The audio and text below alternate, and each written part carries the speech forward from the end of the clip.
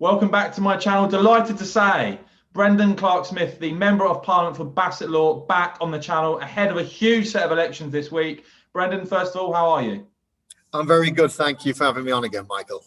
No, great to have you back. And I wanted to speak to you because we've seen some pretty encouraging polls for the Conservatives today, whether it comes to Hartlepool by-election, Tees Valley mayoral, West Midlands mayoral, and of course you're someone who got 55% of the vote at the last general election at a seat and gained a seat that had been Labour since 1929. So it's clear to me, Brendan, that something big is going on out there beyond Brexit, beyond Jeremy Corbyn since 2019. First of all, in your patch, what sort of feeling are you picking up? Yeah, I mean, that's the thing we said, is this vote going to hold up? And I suppose after we've taken the red wall, or the blue wall, as we try and call it now, are these voters that are going to permanently switch, or was it just because of Brexit and they didn't like Corbyn? And as you say, I think there's something a bit more deeper rooted. So we did go down in the polls in the last year, as you know. I think COVID, I don't underestimate the impact that had on it. I think everyone was a bit fed up. With the vaccine rollout, everyone's in a much better mood. Dare I say the pubs reopening as well. And it's just, it feels better around the place. But when I've been knocking on the doors and what I'm hearing on the ground, a lot of these people have almost, I won't say coming across permanently, but they're coming across and they're staying across with us. I was in Hartlepool earlier this week, and we were having people telling us that they didn't vote for us in 2019, but now they were switching. So we said at one point maybe the general wasn't a high watermark, and there's more places to win. And if we win Hartlepool in the by-election, maybe that's a good example of it. Yeah, I think there was a sort of a lazy assumption by some in Labour that just sort of getting rid of Corbyn and putting anyone else in automatically was going to see support coming back. The evidence, certainly in the polling and from what some people are saying, including yourself, is that might not be the case. Brendan, why do you think this could be a deeper rooted problem for Labour? Why do you think that you're getting still people switching from Labour to the Conservatives, even that voted Labour in the last general election? Well, I think there's a bit of a thing there. You look at the working class vote and the YouGov polls and so on, and I think I've seen some as high as 58% are going across to the Conservatives now. And there's always been that kind of social conservatism with that vote. Very proud of the flag or the royal family or the armed forces, or want to be tough on law and order or immigration. And there's a lot of natural conservatives that maybe didn't come across to us, maybe geographical or historical reasons. I think you can look at, today's the 41st anniversary of Margaret Thatcher becoming Prime Minister. And of course, there are lots of different views on that. I've been a party member for 23 odd years. It's one of those, I just think that people have they're looking past the history of things and they're looking actually what are my values and who matches up to it. And it took maybe Corbyn and Brexit as the trigger, but now I think they're having a deeper look at it and thinking, actually, maybe I've always been a conservative. And that point in Hartlepool, if they lose Hartlepool, I think all the Corbynistas are all saying to Keir Starmer and his supporters, well, under Corbyn, we won that in 2017 and 2019. And it's still going backwards. So maybe there's deeper problems. That's what I'm seeing where I am. There's a lot of Labour councillors where I am still. You would look at the general election result and say, well, if that converts into council votes, you're going to see some major changes there in terms of the balance of power, I think.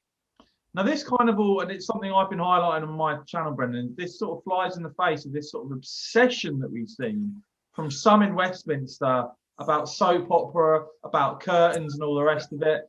The fact that these numbers are looking so encouraging for the Conservatives in places like Hartlepool suggests to me, as I've long suspected and have talked about on my channel, that the public don't care about these sorts of things. And actually, it can cause a backlash against mainstream media, some journalists trying to shove things down their throat and tell them why they should care when they have far bigger priorities going on in their life.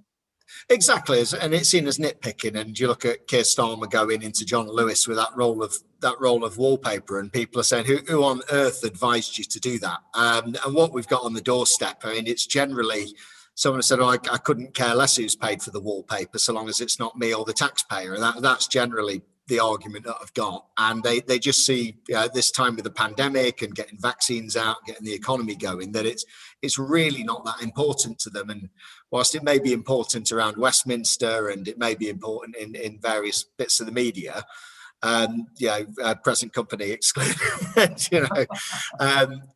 I think you're spot on. Yeah, I think that most people just don't see it as important in their lives. They want to know, why are my roads not being fixed? Why isn't my bin being collected? Why aren't we recycling properly? Why is there loads of fly tipping in my area? Or why aren't there the right kind of jobs in my area? Why don't we have a proper bus service? And these are all the kind of things that they're asking. They're really not too bothered about people's wallpaper. And do you think, do you sense that disenchantment with the Labour Party among traditional Labour Party voters? As I said, the constituency that you now represent was Labour since the 1920s, wasn't it? Do you sense that disenchantment has actually grown since the last general election, and even more people are now who perhaps traditionally or through their family wouldn't previously voted Conservative? Do you think that the percentage of voters now that are more open to looking and voting Conservative has grown? Yeah, and I think what you'll see is a lot of the new members of Parliament that have been elected in these places. They used to fight in marginal seats and having to knock on every single door. And a lot of us have tried to be quite proactive. And they've seen in the last year and a half, we've almost been forced to be more proactive because of COVID as well. And they're looking at what they've got over the years, and they're realising they've probably been a bit shortchanged a bit, and they may be demanding or expecting a bit more of their councils, their councillors. And they're getting it in the neck if they're not. Where I am, I'm in Worksop at the moment, and you look at the town centre, and it really is a bit of a mess. Businesses are really struggling. They're being boarded up with the shops and so on, and they're looking at the council and saying, well, in the last X number of years, can you honestly see the area's got any better? And they're saying no. So they're saying, well, actually, we're going to give somebody else a try. So I think there's a part of that there as well. I mean, people, they want to be positive about their areas, but they're actually looking at it now with maybe a bit more of a sort of a critical eye than before, and it's kind of up to us to deliver though. So I think now we're getting that chance. We need to actually show all this levelling up agenda and stuff. People actually want to see that, but they also want to see councillors and MPs as well out and about and actually doing stuff. Yeah, and finally, Brendan, just aside from the election, in terms of you being the MP for Bassetlaw, what sort of issues have you been really focusing on in that role as the first Conservative MP for Bassetlaw constituency since 1929?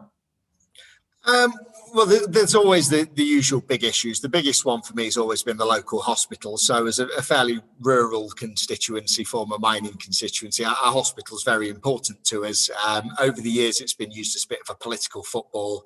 I think it's been closing every single election that's ever gone, according to the Labour Party's literature. It's my wife's worked at that hospital, not really going anywhere. It's getting a £15 million investment. It's just had a new MRI and CT scanner, and there's a leaflet going around saying that, it's going to close, and the Tory MP wants it to close and all this nonsense. So it's kind of counteracting that sort of traditional attack lines that people are kind of getting tired of.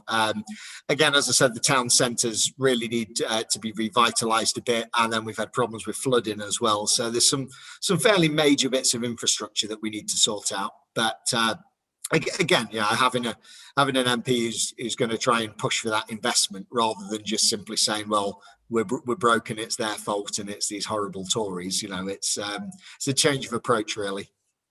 Okay, Brendan, well, look, great to catch up. As I said, it looks like a fascinating set of elections across the country, and I'm sure we'll speak again after and survey what's gone on. Brendan Clark-Smith, thanks very much for your time today. Thank you, Michael. Cheers. Thanks for having me on.